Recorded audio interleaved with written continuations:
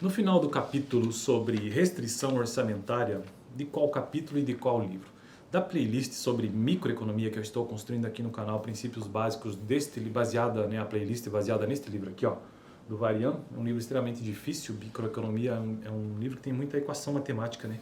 Mas este foi um dos livros que a professora de microeconomia que eu tive na Faculdade de Economia utilizou, um dos livros. Então, no capítulo 2, que trata sobre a restrição orçamentária, hoje eu quero tratar apenas sobre os tópicos de resumo que este livro traz. Ele traz 4 tópicos de resumo, então este vai ser o vídeo de hoje, beleza? Se eu achar necessário, eu trago algum comentário que eu acho pertinente. Então vamos lá ao resumo. O primeiro tópico é o seguinte: o conjunto orçamentário consiste em todas as cestas de bens que o consumidor pode adquirir em determinados níveis de preço e de renda. Então, o primeiro tópico aqui, que tem mais texto, mas o primeiro tópico já começa com essa sentença, com esta frase, para a gente poder entender o que é o conjunto orçamentário. Então, o conjunto orçamentário, que tem a ver com a restrição orçamentária também, compõe, né? A restrição orçamentária é o limite do conjunto orçamentário. Então, o conjunto orçamentário, imaginado em termos gráficos, você tem o eixo X e o eixo Y. Imagine um triângulo retângulo e uma hipotenusa assim, ó, um triângulo retângulo, os retângulos catetos, e a hipotenusa, então, ela é negativa, né? E esse teu conjunto, tudo que está dentro deste triângulo retângulo, pode ser que seja um triângulo retângulo, mas enfim, é um triângulo. Tudo que está ali contido dentro daquele triângulo é o que compõe o conjunto orçamentário, que está restringido por o quê? Pela renda. Esta hipotenusa, ela é a renda. Então, repetindo o conceito, o conjunto orçamentário consiste em todas as cestas de bens que o consumidor pode adquirir em determinados níveis de preço e de renda. E para facilitar o modelo, numa comparação microeconômica, nesta cestas de bens, ou na cesta de bens, ele coloca no eixo X o bem 1 e no eixo Y o bem 2, e aí faz essa comparação entre dois bens. Porque na economia, como tudo é muito complexo, geralmente você, ao estudar os fenômenos econômicos, neste caso microeconomia, é preciso reduzir a realidade a menos variáveis para que se possa compreender. Então é isso, o conjunto orçamentário consiste em todas as cestas de bens que o consumidor pode adquirir em determinados níveis de preço e de renda. Em geral, suporemos que existem apenas 2 bens, como eu acabei de mencionar, mas este pressuposto é mais geral do que parece, porque evidentemente uma pessoa, quando ela tem um determinado nível de renda, seja qual for ele, está à sua disposição muitos produtos, né? Tanto produto A como produto B. O fato é que graficamente e matematicamente, e também na microeconomia, estamos apenas tentando entender o que acontece se uma pessoa escolhe um produto e não outro, ou quantidade X de um e quantidade Y de outro produto, e ver como que isso impacta na restrição orçamentária que ela possui. E também a questão do deslocamento, do movimento dessa restrição, o que acontece, né? Então esse foi todo o tópico 1. Vamos para o tópico 2. Escrita sobre a forma de, veja a fórmula matemática da restrição orçamentária, ou da reta orçamentária. Escrita sobre a forma P1 vezes X1, ou seja, preço do produto 1, lembrando que são 2 bens, multiplicado pela quantidade do produto 1, mais P2 vezes X2, ou seja, preço do produto 2 multiplicado pela quantidade do produto 2 é igual a renda, ou igual a M na fórmula. Então, P1x1 mais P2x2 igual a M. A reta orçamentária tem uma inclinação negativa, ou seja, menos P1 por P2 dividido, né? E o intercepto vertical M dividido, ou renda dividido por P2, e um intercepto horizontal, M dividido por P1.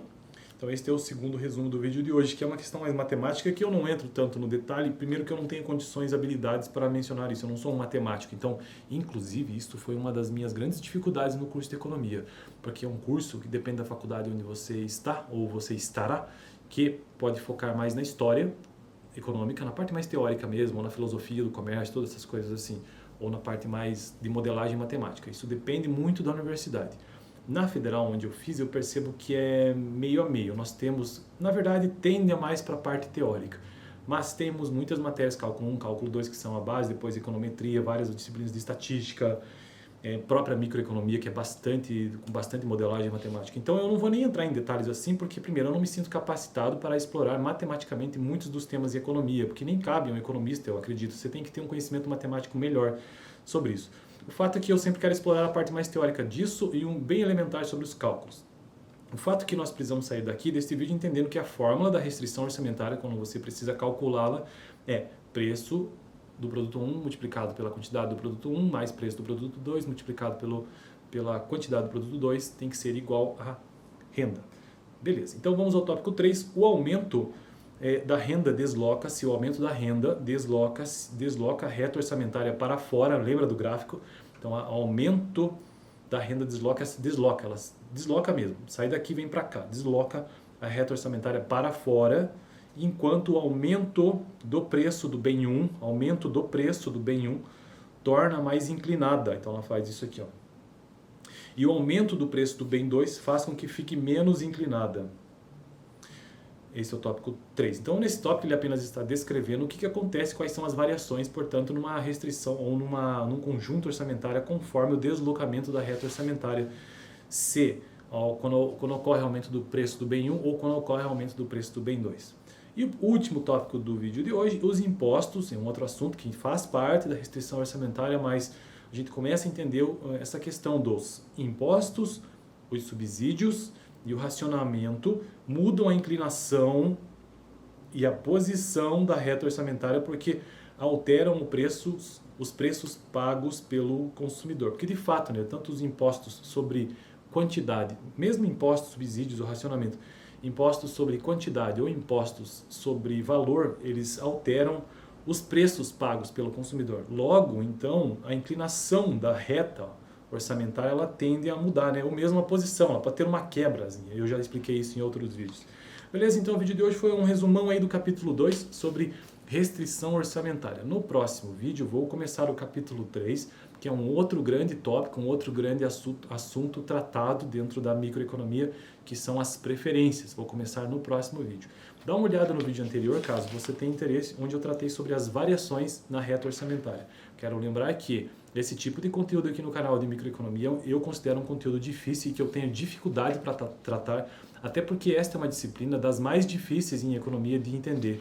Microeconomia é uma das grandes áreas, um campo de estudo gigantesco na economia, juntamente com macroeconomia, entre outras áreas, mas principalmente macro e micro, que se preocupa em entender o que define o preço, que se preocupa em entender as relações entre empresas e famílias de modo micro mesmo. Então, naquela situação da economia real, do que ela está acontecendo. Diferente da macroeconomia, que se preocupa com as relações entre famílias e empresas e o governo, suas medidas econômicas ou políticas econômicas, taxa de juro, nível de emprego e desemprego, produto nacional bruto, inflação, entre outros assuntos que estão lá no campo da macroeconomia. Microeconomia não. Microeconomia está voltada ali para o mercado, voltada para uma questão mais real da economia em si, voltada para a família, voltada para o consumidor, voltada para o entendimento do que define o preço, de como que as pessoas e as empresas tomam suas decisões do ponto de vista prático do dia a dia, vivendo, né, numa sociedade em que tudo gira em torno do preço, tudo gira em torno da economia. Porque, no fundo, o mecanismo da nossa economia, todo o mecanismo dessa sociedade que a gente vive, as pessoas chamam de economia de mercado. E está certo, é uma economia de mercado. Mas, no fundo, tudo que está por detrás disso tudo é o preço. Então, é um mecanismo de preço que define todas as variáveis numa economia aberta, como é o nosso caso. E da maior parte dos países do globo, inclusive. Então, eu fico por aqui. No próximo vídeo, começo, então, o tema preferências dentro de microeconomia. Lembrando que os tópicos todos, eu não vou mencionar todos aqui, que tem vídeos específicos sobre isso, mas o capítulo 1 eu já tratei sobre o mercado, entendendo basicamente o que é isso. O capítulo 2 eu tratei, terminando hoje, né? Tratei sobre restrição orçamentária e depois agora preferências. Valeu!